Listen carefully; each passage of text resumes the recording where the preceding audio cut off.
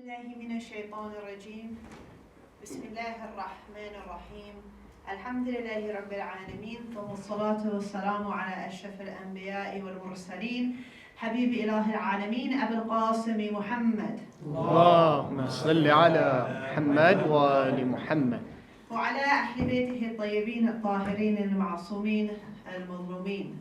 فأما بعد فقد قال الله تعالى في محكم كتابه الكريم أعوذ بالله من الشيطان الرجيم بسم الله الرحمن الرحيم يا أيها الناس إنا خلقناكم من ذكر وأنثى وجعلناكم شعوبا وقبائل لتعارفوا إن أكرمكم عند الله أتقاكم إن الله عليم خبير. صدق الله العلي العظيم. صلى الله على محمد وآل محمد. As we know, this ayah in the book of Allah Ta'ala refers to the reality that He has created us of different types, two of which are indicated on the screen there. He has made us into males and females as part of the diversity which is among the signs of Allah Ta'ala. And also He has given us racial, tribal, and cultural differences, again, as part of the signs of Allah. Now, I have not read this in any tafsir. This is just my personal view, let me warn you. But I've oftentimes thought that the latter words in this ayah, that Allah is all-knowing, He is omniscient, and He is aware, is perhaps a recognition from the divine that although He has created us essentially equal before Him, that is to say, the difference is before Allah Ta'ala is in our consciousness of Him and in our taqwa, as the ayah says, He is aware that these would be gigantic issues in our society, so He is aware of what we do. Wallahu a'lam. There are many arenas in which we do discuss these topics. However, inshallah, I would like to open the door today to something which I have personally never heard discussed in any significant manner. This is not to say that it's never been discussed. It may be that I'm simply unaware of it. However, I have never heard any significant discussion of how we use our sacred history, that is to say, how we tell and present our sacred history to send messages about our ideals for society, and in particular here, issues of race and gender. One might also throw in social class just for good. My first goal for today, inshallah, is just to bring up the topic. I am well aware that we have dear viewers on YouTube, and I hope, inshallah, they will also consider it, and it won't just stay in this room and then die away. And inshallah, all of you can perhaps take this on and build on it as you will. I'm also not one of these people who's overly optimistic about the outcome of a lecture, in that, based on my teaching experience, I don't expect most people to remember most of what I say. This is just the human condition. If you do, that's wonderful. Now, mashallah, even sometimes 2-3 years after we give a lecture, some people might remember it and refer back to it, and that's very impressive, even if they don't agree with us still, mashallah.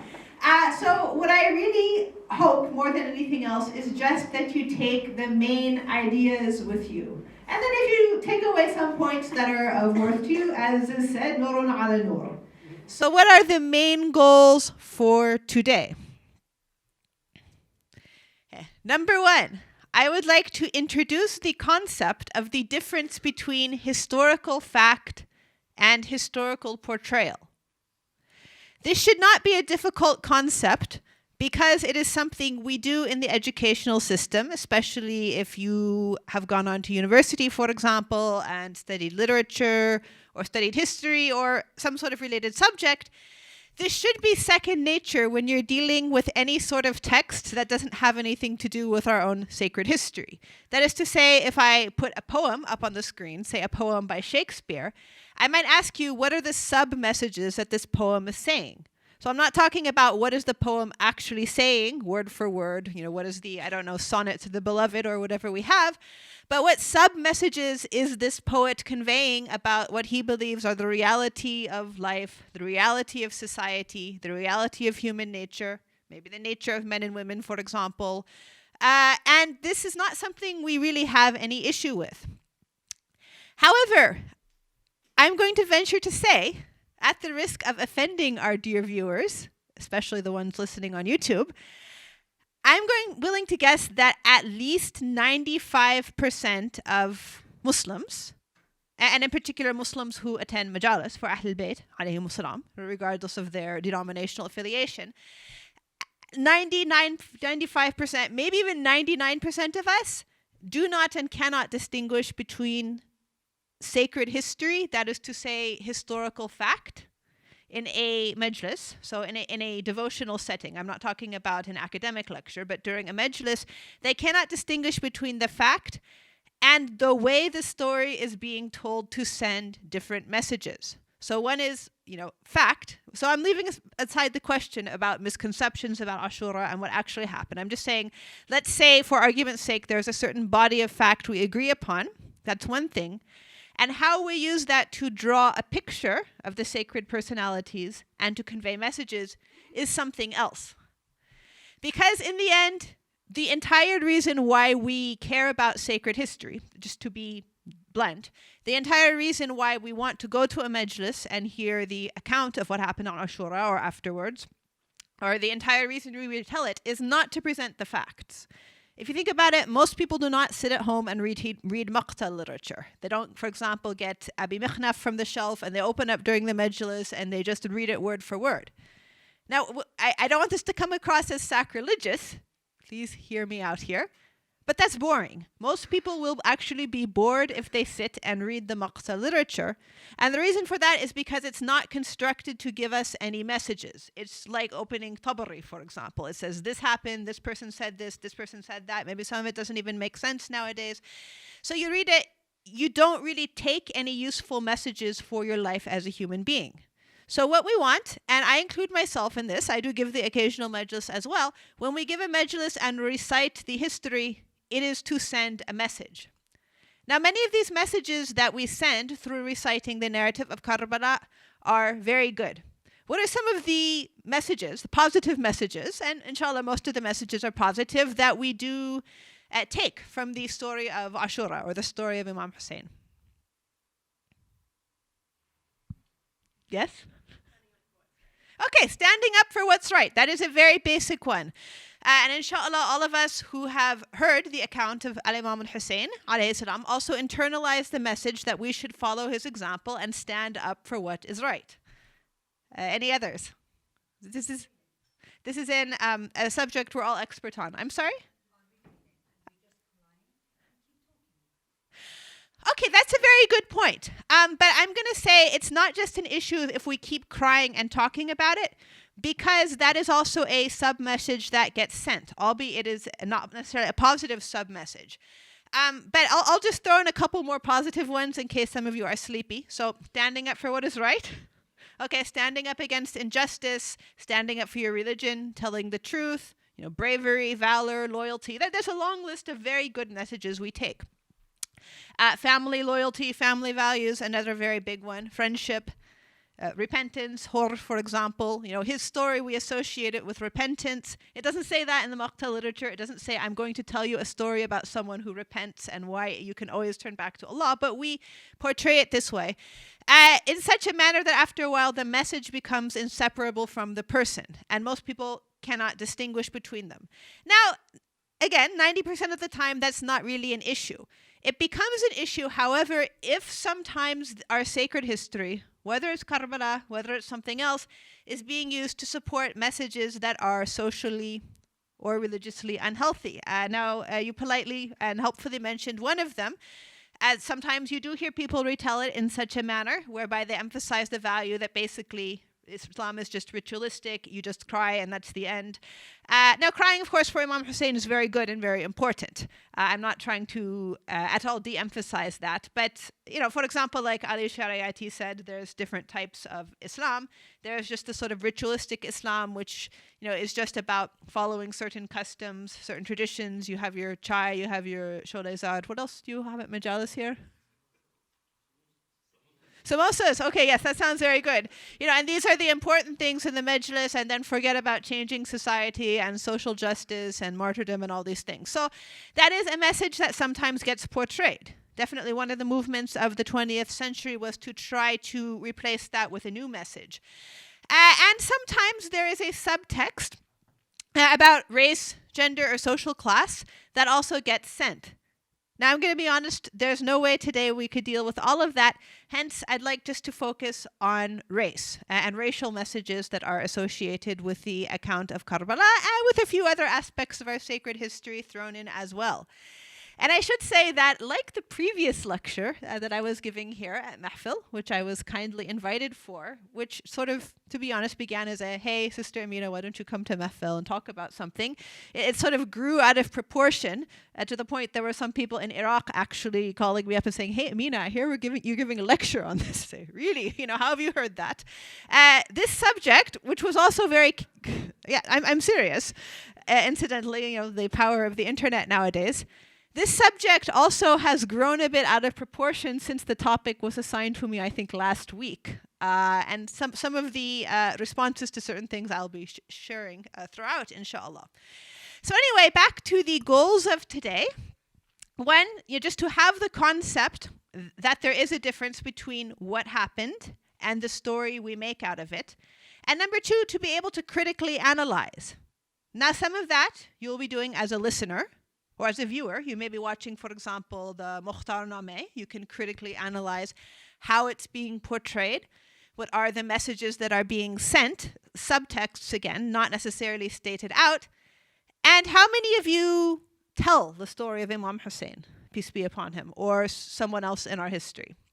You give majlis, you give speeches, you have a web page, you do graphic arts perhaps, so you portray things that way. Come on, I know some of you do. You tell your friends about it. Thank you. Alhamdulillah. We have some honest people in the audience.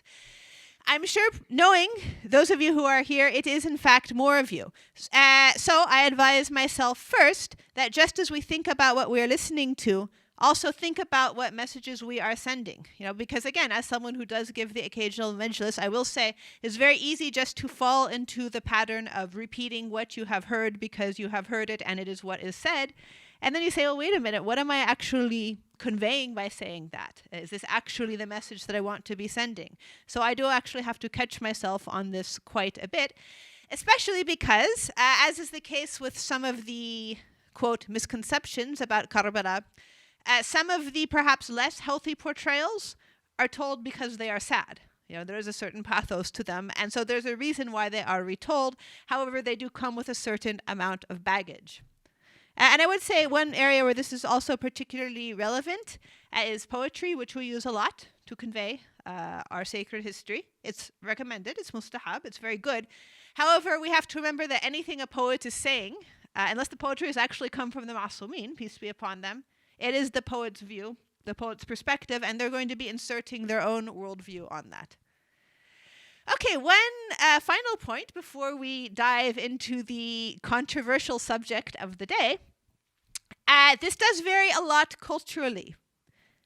One of the privileges of being white, I'm white, in case you can't tell, but that is to say not being in any majority ethnic group in our community, is that you tend to go to a lot of the different majalis. So for example, one day I might go to one in Urdu and I don't really understand it. Then maybe just the Asian community, but they do the majlis in English, so I do understand it. Maybe one in Farsi, an Iraqi majlis, a majlis in English. So one thing you start to pick up is how differently different communities, the different habits they have on portraying Imam Hussein and his companions, and the different values that are associated with it.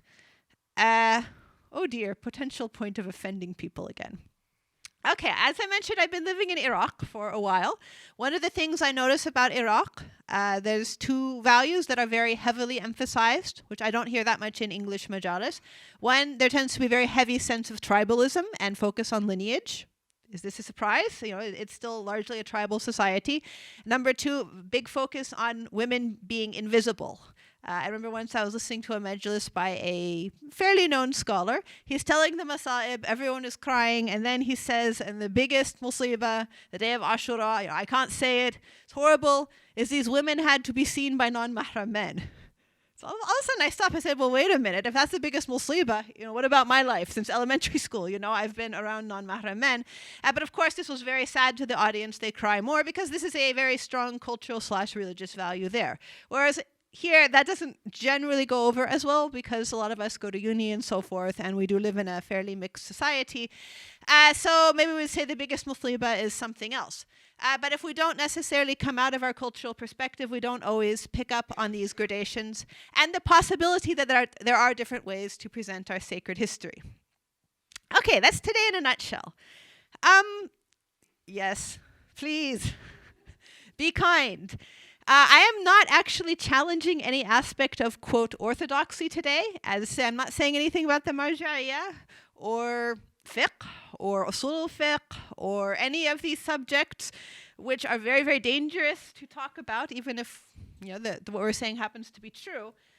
But still, there is a certain thing which it's a sort of unspoken sort of orthodoxy, and that is we have assumptions about how certain things should look like. Certain truths, including racial truths, including an image of the imams or an image of what happened in Karbala. And some people get very angry if you question the images they have. So it is, I think, a sort of orthodoxy, quote unquote. And it's a sort of thing we take in, again, without questioning it and without really realizing it until you actually see something which is different. Okay, so please don't curse me. Unless I do something cursible. So just a couple thoughts, and this again reflects to goes back to what you were saying, that sacred history is extremely powerful. This again is among the reasons that we do repeat it. But it does essentially one of two things. It's so powerful, it doesn't just generally come and go. Like if I give a lecture on maths, maybe this won't have a gigantic impact on many people's lives. But if I start to retell some of our sacred history, it's either going to challenge the status quo. So that maybe, for example, one is speaking about standing up against injustice and standing up against tyrants. This challenges the status quo. Or it will reinforce it. It will reinforce all that is well and good and known and everything the prior generation did and the generation before us and the generation before us, and it cements that in our minds because this is how the world is and this is how the world should be. Which is not necessarily a bad thing. There are many things we inherit that are good. However, of course, if there are some things that we inherit that are not good, that's another issue. So again, when you look at a portrayal, you can see how it's either challenging or reinforcing the status quo. And of course, the second question is rather rhetorical, but it's when, again, we don't always think about it, that did the Imam give his life because he simply wanted things to keep remaining as they'd always been, or because he actually wanted to effect a change? Right, he wanted to change something. That was the entire point of the stand in Karbala. But it never hurts to keep that in mind. I've also quoted one of our brothers in the United States now. Nowadays he's in the United States, Professor Omid Safi. He's actually speaking about someone else here, that is to say not the Holy Prophet sallallahu alaihi wa alihi. However, I found his words are very apt, that the Prophet, meaning in general, the Prophet does not come to make you feel good. Every Prophet comes to disturb you and unsettle you by shining a bright light into the dark spaces of injustice.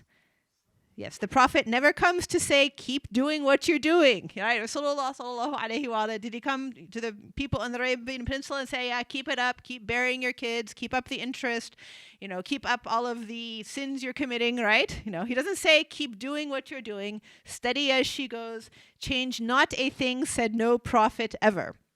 And this, of course, is also applicable to Al-Imam al-Hussein, alayhi salam. Okay, so we're going to do an exercise. I have selected, yes, it's like we're in school. I've selected 2 portrayals of Hazrat Fatima, peace be upon her. So this is not actually an account of Karbala, but the reason why I picked this one is because I think it's sort of very easily clear. Now, there are 2 portrayals of her. So as you read through these, I want you to think, first of all, what values are they sending? So I'm not asking you what happens, is it true, is it false, but rather what values are the text sending? And then what is it saying about Hazrat Fatima, peace be upon her? and what ideals for women are being communicated here. So one can use the same approach for any value. This just happens to be about women in particular. Okay, so the first one is a 19th century text, translated text. It's a transcription of a taziyah from Iran. There's just a brief bit here we're going to look at, 2 pages. Okay, so the first one begins, "My heart is overflowing with unusual sadness as I intend to wash Zainab's hair." So this is Hazrat Fatima, peace be upon her. It's as if she's speaking. "Go thou, ill-fated, black-starred creature, and get some rose water and a comb for me." Then Fizza speaks, the maid. And then we have Fatima, "Come Zainab, may I be offered for thy hair. Let me smell thy locks. O heaven, order thy stars to shut their eyes, for Zainab's going to uncover her head that it may be washed. And thou, O sun, remain hidden under the earth, that thou mayst not see Zainab's hair uncovered. O day, be buried in the night forever, for Zainab's face and hair are about to be divested of their usual covering." Okay, I think actually we can take a lot from there. What are some values or portrayals that are being communicated here? Okay, so there is an I hate to say this, but there's an objectification of women. There's a focus on the hair, on the comb, on the rose water, which, Allahu A'lam, I don't really think Hazrat Fatima had rose water at the time, but anyway, let's say she did. And also the action, of the span of things she could be doing, such as giving the speech at Fadak, for example. She is combing hair, so this is a womanly sort of thing to do. What else?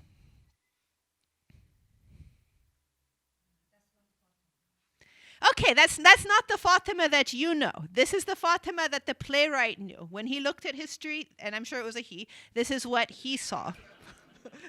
Well, I'm saying also because in general it was men who wrote these things. In all honesty, people are socialized to these things. It's quite possible a woman in the same era would write the exact same thing because we pick up these ideas from the society.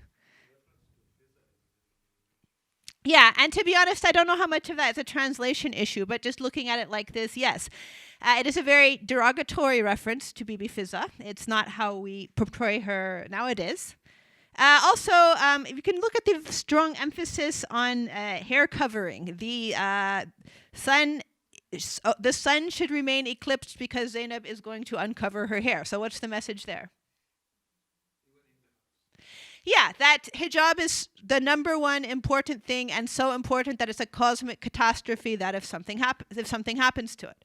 Now, I'm not saying this, obviously, this is not an anti-hijab lecture, but I would say that if we actually put things in perspective a little bit, Islamically speaking, there are perhaps things that are more emphasized in the religion. And yet this, I think, is a very common way of thinking in many of our cultures, that the number one thing for women in Islam is that you cover up, you stay covered, and it doesn't matter what else you do. You know how to pray, you fast, you don't fast, but you make sure you're covered.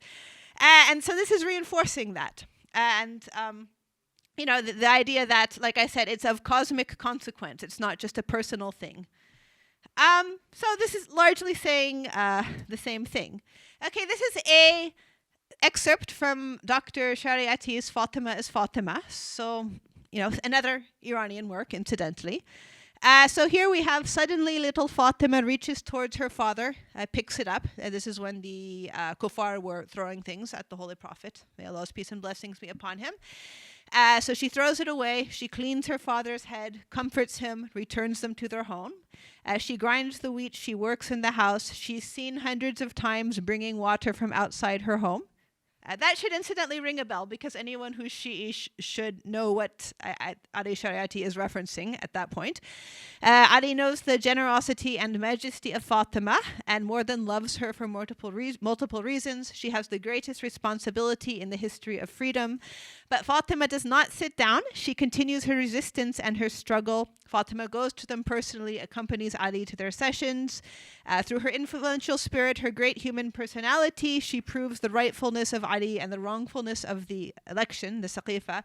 She frightens them with the dark and unstable future which awaits Islam with their leadership of the community. Okay, is this the same person as in the previous excerpt? No, this is completely a world away. So what are some of the messages that are being sent here? Okay, so now we have Hazrat Fatima as being a strong woman.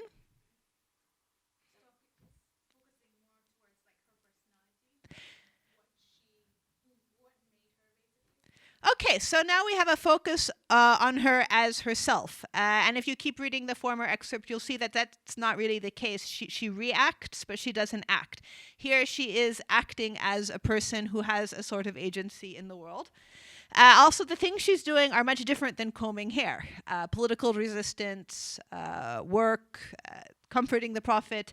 So you can see that we are still dealing with the same body of sacred history, but the way it's being portrayed is extremely different to send a very different picture. And this also happens with respect to how we tell the account of Karbala. One thing we should also keep in mind, again, before we have the cursing and attacking for anyone who questions a portrayal in sacred history, is we have to realize that in this era, our portrayals of what happened in Karbala and our understanding is an accretion. Now, we take it most of the time as if what is said is always what was said and will always be what was said because this is what happened and is why it's important. But if you think about it, this is something that has built up a lot. So there's a sedimentary rock on the screen to be a metaphor of things building up. So the first layer is what actually happened. Allah knows best. None of us were there. We can't say for many things 100% whether they actually happened the way it is written, but there is a truth of what happened, and the job, for example, of the scholar or of the historian is to try to come to that. Then, after that, we have the historical accounts. So, for example, the Maqta literature, the history books, ahadith about what happened. Again, there's no guarantee this is all comprehensive. It's mentioning certain things about what happened. Some of it is true, some of it is false, some of it may have a slant or a bias, and so forth. So history books and so forth are never they're never going to give you a 100% accurate picture of what happened, but it's the best we've got. This is what we use to try to come to an understanding of what happened. Then we have the filters. So one of the filters I put on there is the Abbasid era. I am of the belief that I think a lot of cultural values of Abbasid Iraq have influenced our understanding of many things that happened in the time of the Imamate. And also, I think even some values we have today stem from that, which is an entire other subject. But the point is, there are several hundred years of a cultural filter. Then we get to the Ottoman Safavid era. To be honest, I really just mean the Safavids because I don't think the Ottomans really had that much to do with our portrayals of Karbala. With all respect to the Safavids, who did some remarkable things, it is thought that that is in particular a very strong era of fabrication. So now we have a lot of things that are not true becoming popularized. And then we have something which I'm going to spend a bit more time on today, and we have the modern worldview. A very wise historian once said, probably many wise historians, but one in particular once said that one of our problems with history is we can't understand that people in the past didn't think like us. That there's some human tendency to try to project our way of thought, our way of living on the people who came before us, but that's not the case. They had their way of seeing the world, their assumptions about how the world works, about human nature. And in order to understand what happened in a time, you really have to try to put yourself in that time and remove yourself from our time. But I would say again, many times when we talk about issues in our community, we are projecting the issues we face as an ummah today on our history. Now, there's no problem in using our history to try to come to a conclusion, but we have to understand when we are taking a modern perspective and projecting it on the past. And then, of course, we have our cultural lenses as well, which color that too. And they're built up through all of these things and more. Okay, so now we're going to get to the main topic of focus today. That is to say, the issue of race. You probably can guess who, inshallah, I would like to speak about. But before that, I'd like to ask a couple questions. Yes, question number 1. Who was the slave in Karbala? Okay. MashaAllah. I heard many people. We're a very educated group. Hazrat John, peace be upon him. Where was he from? Okay, so he was Habashi. Where's that from? Ethiopia. Or Abyssinian too, as we sometimes say. That is a very portrayal-based answer. There's perhaps a slightly leading aspect to the question in that I said the slave. How many slaves were there in Karbala? On the side of the Imam. There were some on the other side too. Okay, to be honest, I don't have an exact answer either, but I will give you a range of some who were there, and also realistically some of the historical reports differ. So here are some of the slaves in the Karbala narrative. Beginning in Kufa, Taw'a, we know who she was. Muslim ibn Aqil went to her house. She was a freed slave. From the beginning of the account in the holy city of Medina, when Al-Imam al-Hussein, alayhi salam, he goes and he's asked to give allegiance to Yazid in the middle of the night. This is oftentimes how we began the story. Among those who he brought with him and left outside to defend himself were some slaves.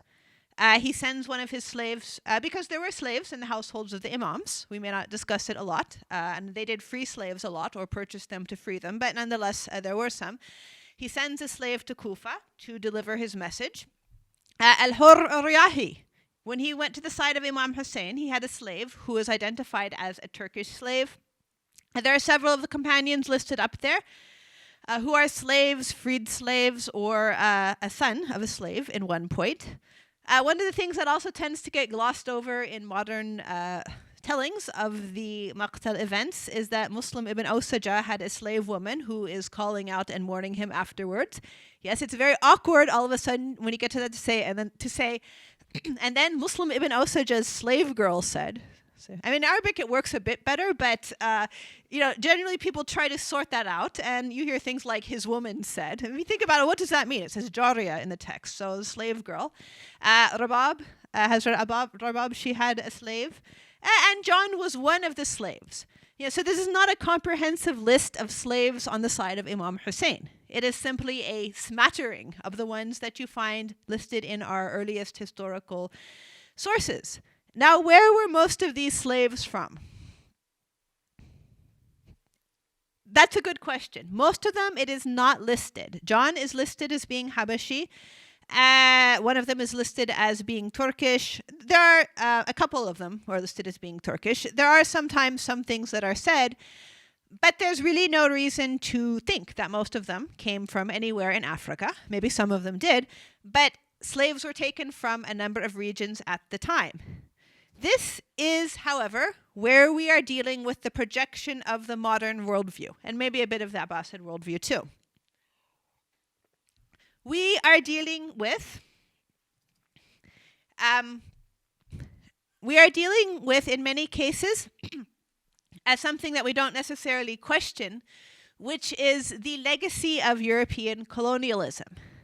That is to say, before the Europeans got it together and made themselves culturally and technologically ascendant over the world, white Europeans were not a race that was really looked at as the pinnacle of civilization. I mean, you've got basically a bunch of warring nation states and tribes and so forth. I mean, okay, you have the Roman Empire, granted, but that was falling apart by the time of Islam.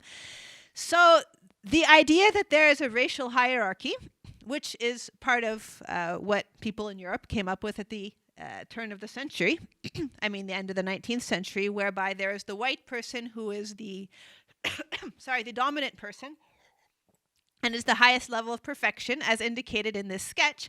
And then you have the African person, sort of lumping together all people in Africa, who is literally at an evolutionarily lower level of being. So this is what we call a pseudo-scientific explanation. They try to use science to say that these people are truly genetically lower, and then you have apes. So, that's how it works. So the white person, or the white European, is seen as the highest level of evolution, the closest to godliness, if you will. Now, most of us don't think that consciously today, inshallah. But the idea that white is in power, black is oppressed, white is better than black, white is in control, white is desirable, is still very much part of the world. I mentioned I'm living in Iraq these days. One of the things that really flummoxes me is if you look around, this is probably true in some of our other countries too, there are pictures of white babies all over the place. So I want to buy a notebook. I'm like, I'm sorry, can I have a notebook that doesn't have a white baby on it? Or someone in their shop, they put up pictures of white babies, or it's on your iPhone cover or whatever. And you think babies don't even look like this in this country, 90% of babies. What kind of psychological impact does it have when people start putting up all of these pictures of white babies, as if to say, this is the image we like, this is what is cute, right? It does happen in a lot of our societies. This wouldn't have happened 1,000 years ago. There was no particular reason to really be giving preference to white European people. The other thing that is a modern construction is the intimate association between Africans and slavery. When we think of slavery today, if you say slave to most people, especially maybe in the Western Hemisphere and the Middle East, this is what you will think of, right? He's a black slave, an African slave, because this is the result of the European slave trade, especially in America. This is the image of slavery. Was this the image of slavery in the Islamic Empire? No, there were slaves from Africa, but with apologies, this picture is much more accurate. Now, I did actually clothe the lady a bit because there wasn't any clothing there, which was actually a very powerful picture, but I felt it would be inappropriate. But the idea, you've got people who are basically white, who are being sold into slavery, going around the slave market. And that's not the image of slavery we usually get in our minds. But that is a more realistic picture.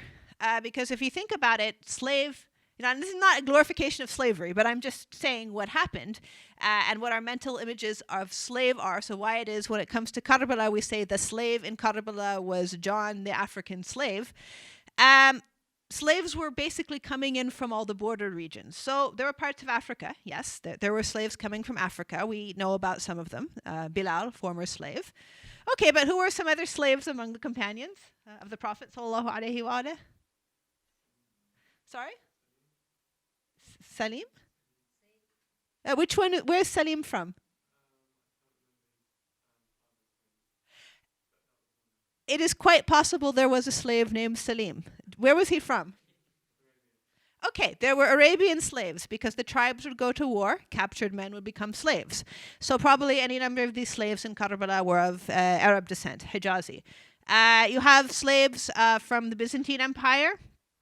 What would have been called the Eastern Roman Empire. We're familiar with that. Salman al-Farsi, he was sold into slavery for a while. He's from Iran. To a lesser extent, it's thought that people were brought from India as well. The point is, anywhere there was war and there was conflict, or just you have trade routes, to be blunt, there were slaves. So it seems like in the early Islamic era, the automatic assumption between black slave was not there. And I'm somewhat dubious about some texts which do seem to associate them in the early era. This is something that developed over time. Now, granted, most Africans had plenty of reasons to stay in various parts of Africa they were and didn't necessarily have to immigrate to, say, Baghdad. So many of the Africans within the early Islamic Empire were slaves. So this is one reason why that association developed. But another thing to keep in mind is that today there is a modern image of Africa as a destroyed continent. Right? The Europeans came in and just took everything, plundered things, messed up the social-political system, and there's wars today and chaos. This was not the case in the 7th century or the 8th century. It was a lot more of a complex situation. And just a side note, which I'm sort of going back on myself here, and that is the view of African as a single race is also a modern construction. I'm not exactly sure when it started, but the idea that every single person who comes from Africa and looks black is somehow the same and is a group of humanity distinct from anyone who comes from one of the European countries and is white, this is ludicrous, right? I mean, many of you have actually lived in Africa, so you understand there are different peoples, different languages, different cultures, and people get offended when they get lumped together like that, because we as human beings like to have an identity. So for example, do we have any Iranians here? Right, how do Iranians feel when someone from America who doesn't know a lot about the Middle East says, all them Arabs over there? People get offended, right? They say, well, wait a minute, that's not our identity. There's a difference. So it's a bit the same sort of thing, just painting everyone with the same brush. All are African, khalas. And if you look at the earlier texts, for example, I was looking today at one of the narrations about the mother of Imam Zaman, may Allah hasten his return. It's very specific that, not very, very specific, but she is from Nubia. Okay, so there is a place, or they're from a specific town, or Bilal Habashi, that's at least a specific place. It's not just, oh, they're African and that's the end of the story. But that's something that, again, it's easy to fall into that trap because we have these modern racial categories which are very entrenched in our minds. Yes, another thing we should think about, that when we are focusing on someone as a label and putting the label first, we are usually treating them as a member of a minority population and looking at them for their label. Yes, so Bilal of Africa, right? The number one thing anyone knows about Bilal is usually he's from somewhere in Africa. He is the African companion, the African mu'adhin, the African Muslim. Now, there are definitely times when this is appropriate to discuss. There is definitely an important sphere for the discussion about racial perceptions in our community and so forth. However, if you think about most of the companions in Karbala, we don't hear, first off, where they are from. We don't hear, for example, I don't know, the Imam himself, the Hijazi one. Or the point is we don't list that out. But when it comes to John, he is the African one, right? So when that happens, usually that's a pointer that we are dealing with some subconscious or perhaps not so subconscious prejudices, even if we're not portraying them in a negative manner. It's also really annoying. Who in here is a member of at least one minority group in this society? Go on, you all have to raise your hands. Okay, we all are members of some minority group or another, religious, cultural, etc. It is frustrating when throughout your life people will treat you as a label first and foremost instead of as a human being. That is to say, instead of looking first and foremost at your contributions, your actions, it's, well, you're black or you're Muslim or you're Asian or you're female. I could not resist that one. You're a white convert. No matter how many, inshallah, useful things you do in your life, oh, this is a white convert. Not that there's any voice of experience here. But the point is we all know what it feels like because we see it on the media. We deal with it every day, but we should make sure we are not doing it ourselves. Now we get to the fun part. Before we actually get into the narrations about John, I did an experiment. May Allah forgive me for my experiment. And it was an experiment on ethnic perception of the imams. How do people see the imams? Just not logically thinking about where they're from, but in terms of ethnicity, how do you feel about them? Yeah? Sure.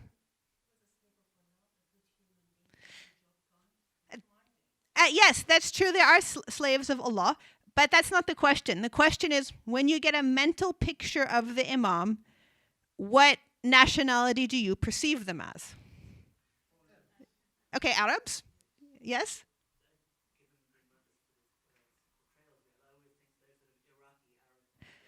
Okay, Iraqi Arabs. How do you feel about this photograph of the imams? Does it conflict your view of what the imams should look like? Yeah, yes and no. Are people going to start cursing me for showing this picture? They might curse me for showing a picture, but is the actual drawing of them somehow offensive? Do you look at it and you say, oh no, that's not what the imam looks like? This is a very common picture. We've probably all seen it. And again, I'm not advocating pictures of the imams, but I'm saying realistically there are portrayals.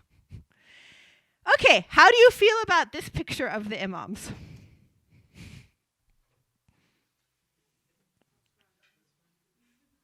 Oh, you guys are really nice. Now, I apologize, it's poor art. What I did is I went through and using the most reliable narrations we have. Now, this is actually a difficult thing to do because we have fairly scant information on the mothers of the imams, especially in the later part of the imamate, which I think is just a general reflection in some ways of the sort of increasing invisibility of women in the Islamic texts. But using narrations that we have and basically lumping together all the Africans as Africans, so not mentioning what parts of Africa the mothers are from, I got out my calculator and I calculated their ethnic percentages if we wanted to do that. And this is not usually how people envision the imams, especially because, you said, generally we picture them as being Arab.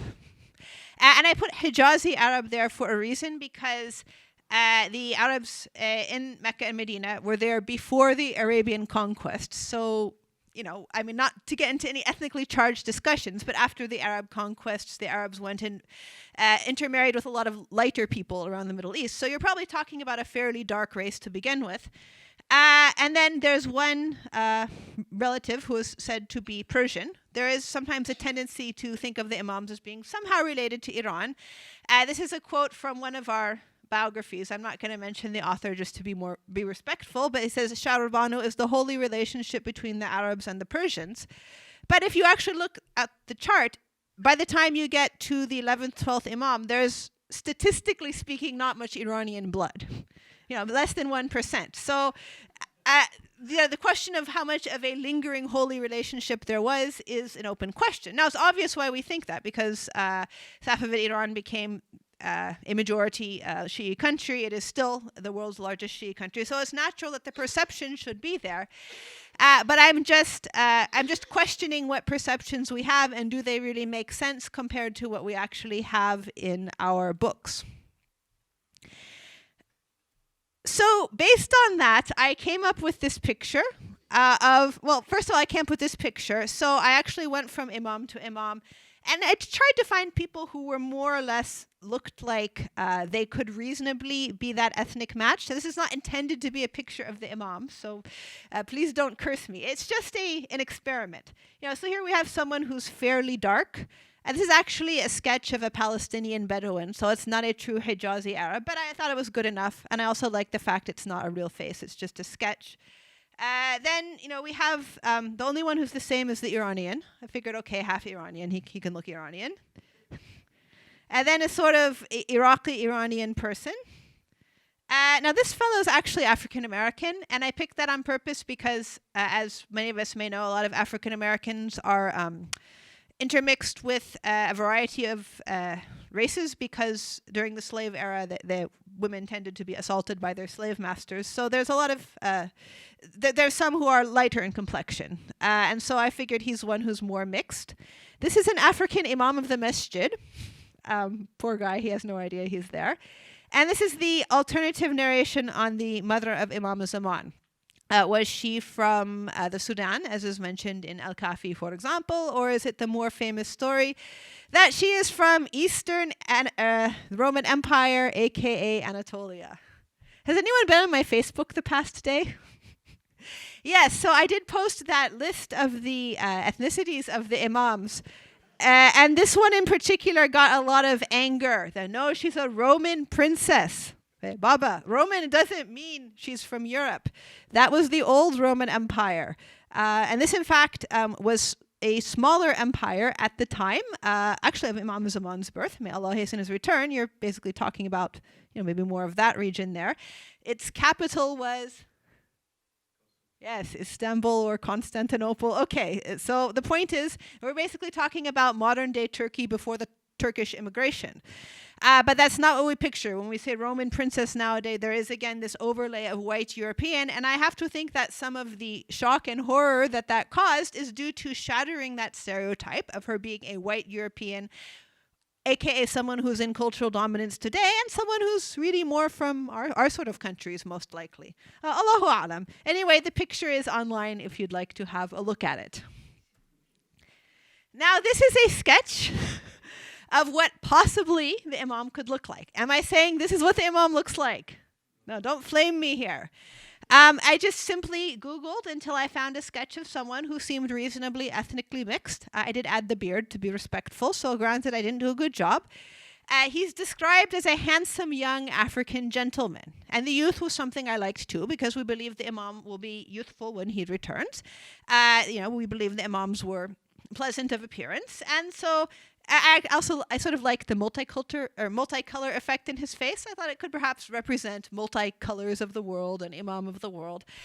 So, although I'm not saying necessarily Imam Zaman is going to look like this, long hair was in the past, by the way. That's not a big deal. But now let's look at some of the responses this got. I arranged for it to be posted anonymously. I'm not stupid.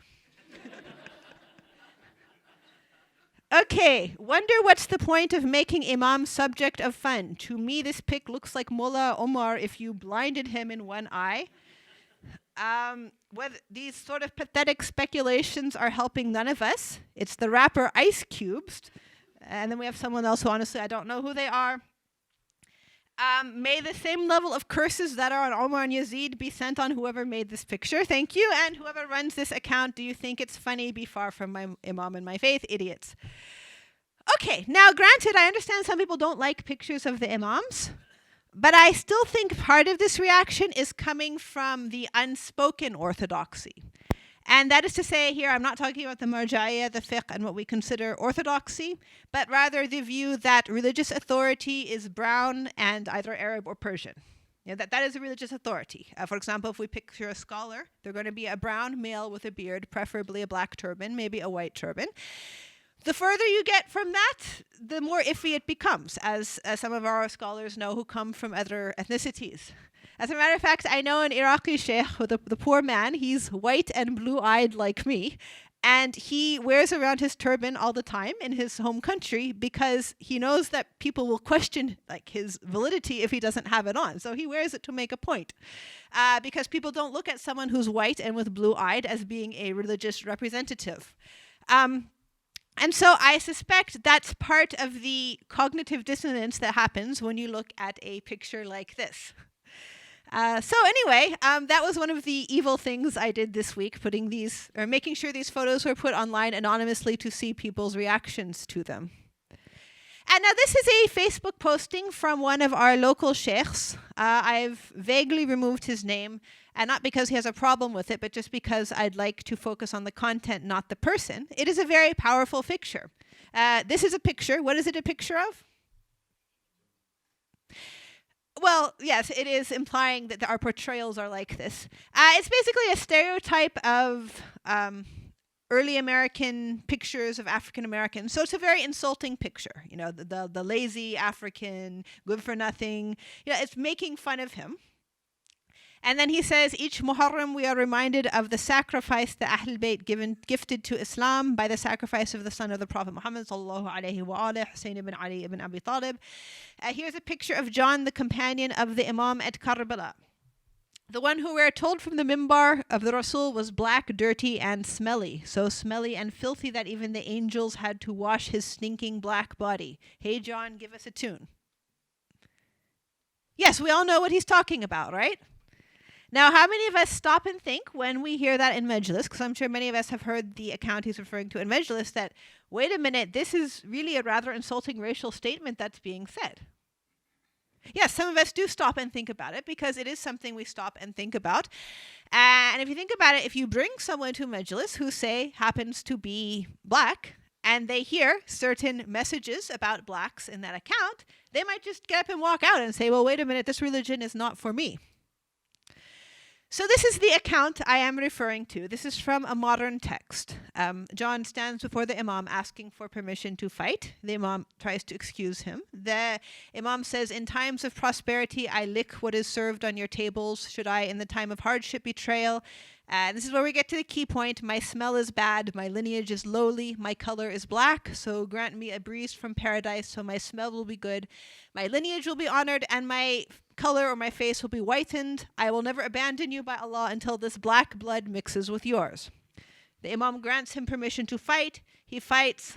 The Imam stands by his corpse and says, O Lord, whiten his face, make his smell good, join him with Muhammad and link him to the progeny of Muhammad sallallahu alaihi wa alihi. And after that, his body began to emit a pleasant fragrance. Okay, this is a commonly told account. Most of us, like I said, if not all of us, have heard it. What are some messages about people who are identified as black? What does it say? Sub-messages. Okay, it's an insult to Allah's creation that is being attributed to the Imam. What are just some general social messages that we get across? Okay, blacks are smelly. What else? Okay, just a second. Too many people. But sorry? Right, and of course the Imam himself was hardly white, but nonetheless, white is better than black, yes? Okay, blacks are groveling. Non-blacks basically have authority. Now, of course, John is actually an ex-slave, which is a point to remember. He's not even the slave of Karbala. Mawla Abu Dhar had passed on by this time, but still we cast him in the light of slave. Whiter is better. Now, of course, one can picture the spiritual light, so to speak. Fine, that's not a color-based thing, but this does come across as a color-based thing. In other words, it's sending a message that black is bad and non-black is good, either Arab or white, as the case may be, in many ways. So one question that does arise is where this story comes from, because obviously, if the Imams, peace be upon them, have narrated this to us, that takes it to a different level, right?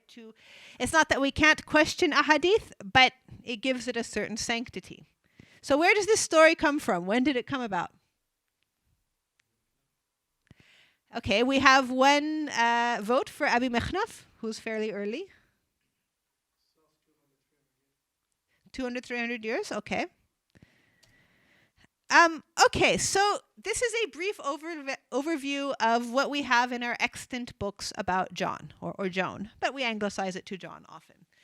Now, I'm not saying this is the only thing that was ever written about him. Many of our books have been destroyed. We simply don't have all of our early manuscripts. It's also possible I've omitted some things. However, this is in general what we have. The earliest thing, which is a narration, I believe it's from Imam Hassan al-Askari, alayhi salam, Assalamu ala Joan Mawla Abi Dhar, as part of the ziyarat of the Shuhada in Karbala. So peace be upon John, who's identified as the Mawla Abi Dhar, a common way of giving someone's name. That's it. He's just mentioned as one of the Shuhada, and we go on with the rest of the Shuhada. Abi Mikhnaf mentions this. John was there with Al-Imam al-Hussein alayhi salam on the night of Ashura when the Imam was fixing his sword and reciting the poem Ya Dahru Uffin Laki min Khalili. It doesn't really say much of anything about John or racial messages, social messages. It's just he was there. As I mentioned before, Maqta literature does tend to be very matter of fact. Now a bit later we get to some poetry that is attributed to him during the battle. So spontaneous poetry, rajas, so meaning he didn't stop and think about it before the battle, but he says it. This is a custom of the Arabs. كيف يرى الكفار ضرب الأسود? How do the kuffar see the strike of the black man, or the black people, however you prefer? بالسيف ضربا عن بني محمد, with a sword, as struck from Bani Muhammad, or maybe defending Bani Muhammad. أضم عنهم باللسان واليد. I will defend them with tongue and hand. أرجو به الجنة يوم المورد. I seek with it paradise on that day. So what are some social messages here? Is this insulting, not insulting? And this is in the book from Ibn Shahrashub, Manaqib of the Ali Abi Talib.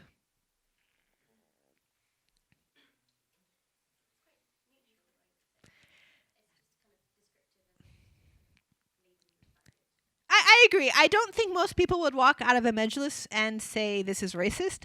As a matter of fact, he's presenting himself as someone strong. He's a strong man, although he was quite elderly at the time. But the account does say he fought quite well, as even the elderly ashab did.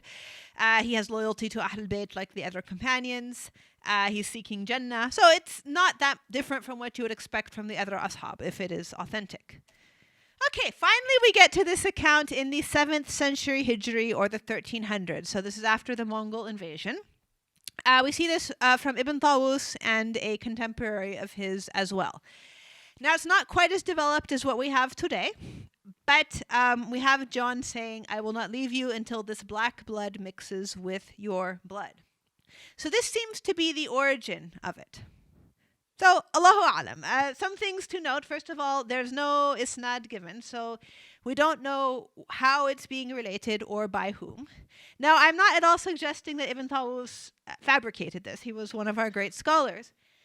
But what I would presume is perhaps this was part of an oral tradition. If I can engage in what I told everyone not to do and project our modern worldview on the past, probably they had an oral tradition of how you give majlis, just like we do today, what is commonly said, what you expect to hear. And probably this is something that started to be passed on at some time. Also, it is in this era that we start to see more association of black with slave, although not to the extent that we have today, especially in that region, because we're not in the Arabian Peninsula anymore. In Iraq and Persia or Iran, it was a different story. So this is, to my knowledge, the first time where it comes up, and today it is something that is accepted. But through this, one can choose to accept it or not accept it. So this, of course, is one of the major issues that we do have in our portrayals. And there are other issues that we could bring up, but like I said today, I really just want to open the door to these subjects. At the very least, to consider what messages we are sending, because I would say 90% of the time, maybe 99% of the time, again, a person who tells this account in a majlis is not sitting there and thinking about what social messages am I sending? Is this concordant with the Islamic view and the Quranic view that Allah has made us different for us to recognize each other? So I'm just asking us to be conscious of these things, and inshallah we can begin to have more discussions of them. Now, although it is the month of Muharram, I am not going to be reciting Masa'ib for one reason. It's because I am female, and this is one boundary I haven't quite crossed yet in mixed gatherings. But beyond that, this in of itself, although I haven't been necessarily holding it or discussing it in a very heavy manner, it is a very serious subject. The Imams gave their lives for the truth, right?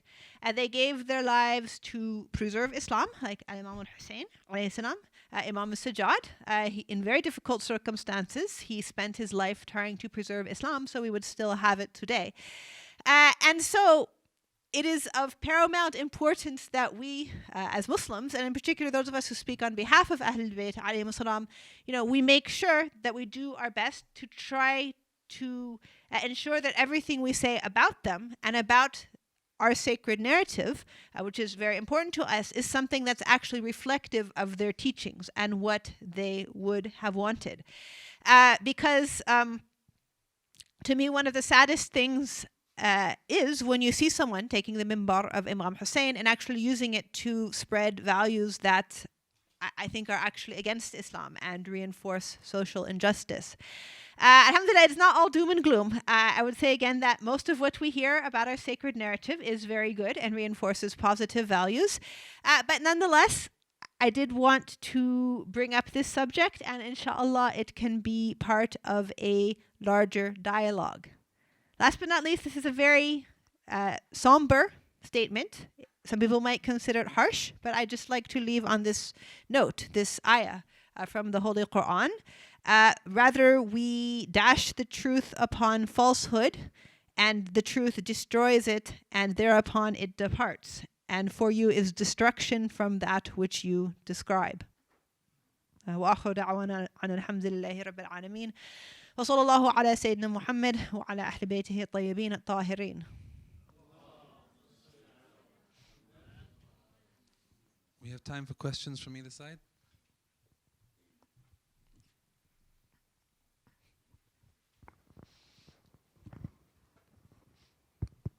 Thank you for an excellent lecture. I really enjoyed it. It's actually more of a comment than a question, actually. But I'm hoping you'll come and discuss this from a gender perspective as well. So that's all I wanted to say. Thank you. Well, thank you for the comment, and thank you for listening. Ultimately, it is what people take from it, and basically how it becomes part of their lives is what lasts after any sort of lecture or presentation. Yes, inshallah, I'd be happy to do a session on gender, whether it's here or whether it's in another venue. It's another big subject, which again could not be covered in one session, but it's good at least to start to give it some thought. The challenging one. Assalamu alaikum. Oh, another challenging one. Wa alaikum assalam wa rahmatullah. And thank you very much. So my question is, what about the pejorative son of a blue-eyed woman? And what's your opinion on that? Well, Which is used in the Makta. On a very surface level, the first thing that tells us, it reinforces what I was saying, that being white and European looking was not considered culturally desirable at that time the same way that it is today. I think in terms of modern portrayals, that sort of thing is probably a lesser issue simply because we're dealing with the opposite issue in our community, and that is a sort of people trying to look like white Europeans most of the time, whether it's plastic surgery or whitening cream or whatever. However, yes, I do think that should also be addressed. I would need to do more research into those particular aspects of the text, or someone else. It doesn't have to be me. Just in order to even comment on the authenticity and so forth. I mean, just in general, I was discussing this topic with one of our favorite historians, Dr. Jassim Hussein, the other day. Very beloved historian to a lot of our community here. And he, even before getting into the historical aspect, he just emphasized that hadith right there, that when we have a tradition, compare it to the Book of Allah. If it agrees with it, then it's from me, and I have indeed said it. But that is to say, and he meant that with respect to this account of John. I'm not necessarily saying that that's applicable here. I mean, the principle is applicable. I'm not basically offering any judgment on the authenticity of the text here. That's a very good point. Let me say that. Thank you for bringing it up.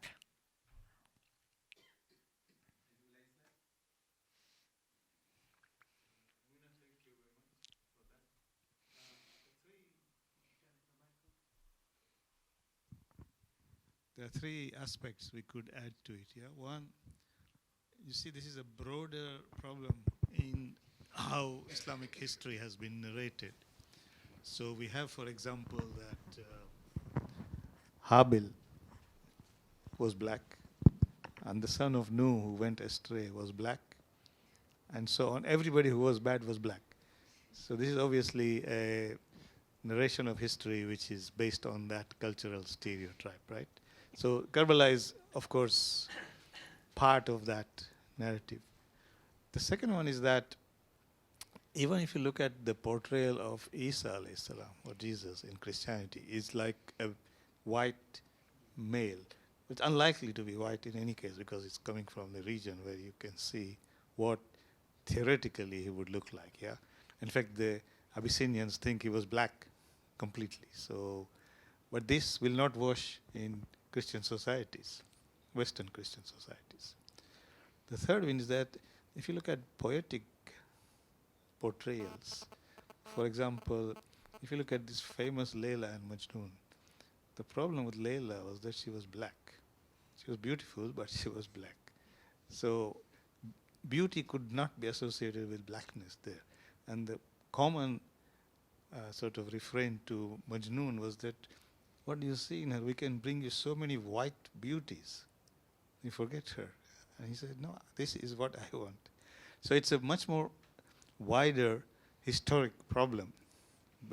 And it's not only Islamic societies, of course many other societies have racism, but you're quite right that we need to reread it and extract it out, that this is not what the Masumin would have portrayed as.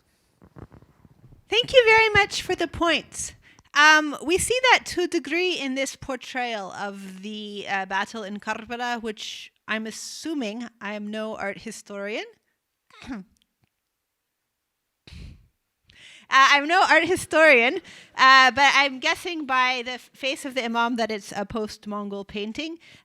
Or I'm not, that's, I guess, not the Imam. I don't know if it is or not, to be honest. But the enemy, at least, is definitely on the darker side. So it's not a big differential, but you do see it there. Yes, I do think the issue of the portrayals of Nabi Isa alayhi salam and the issue of the portrayals of the Imams is they're very related to each other.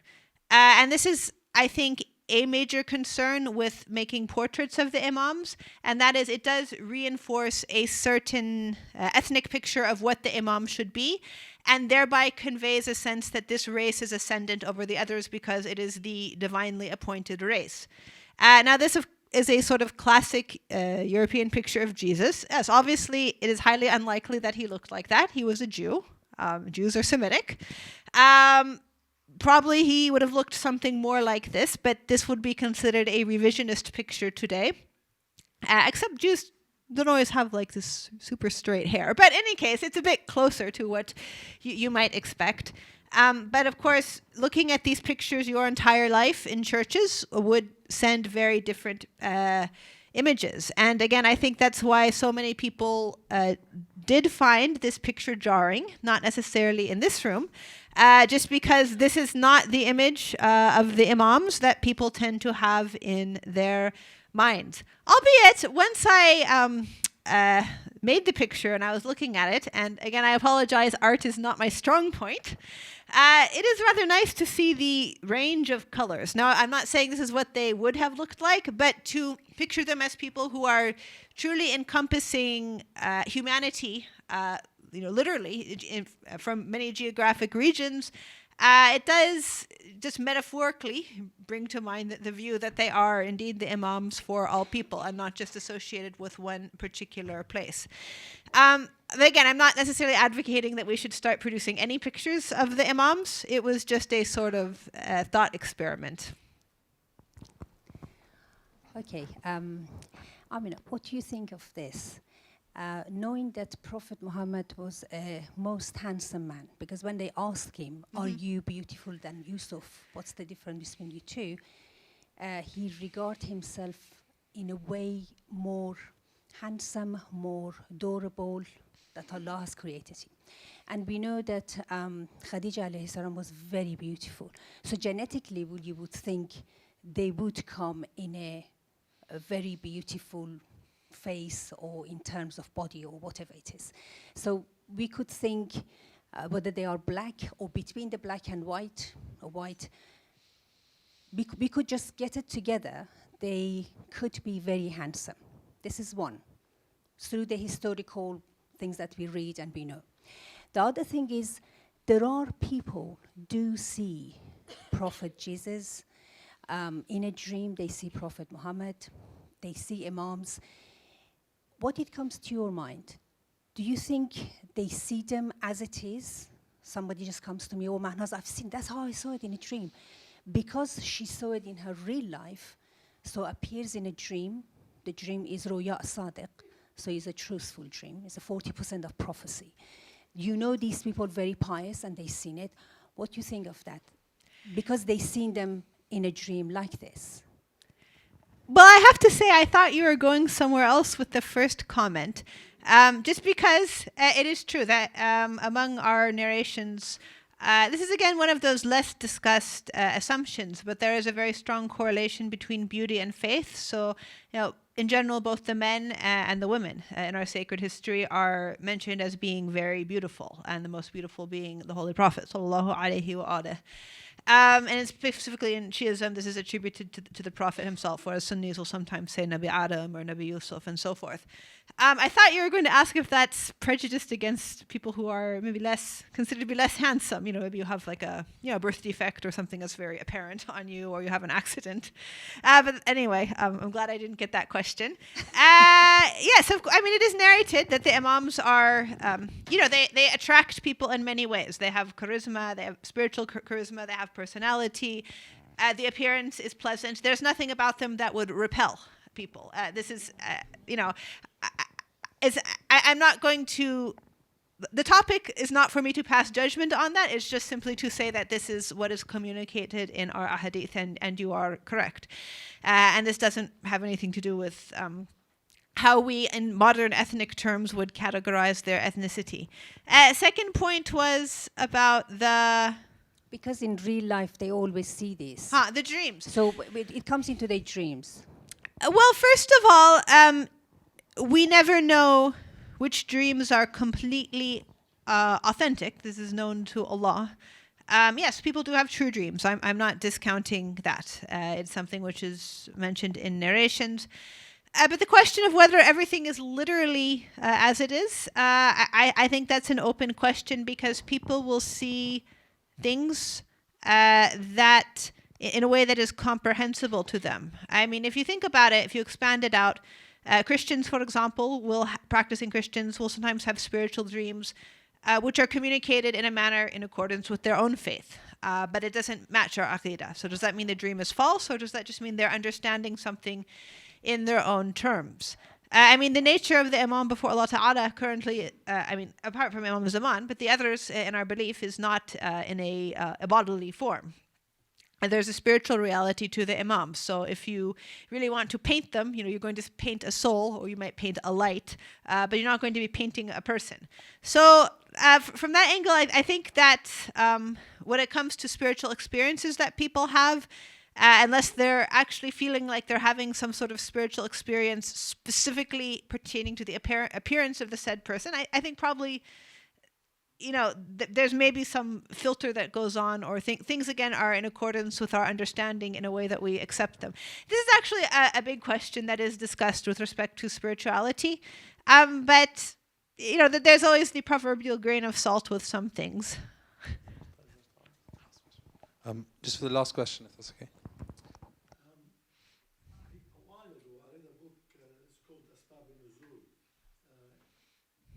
In English, it's context of revelations, about the verses of the Quran and the situation. I don't know if you're familiar with that book. I think it's written about the 3rd century Hijri.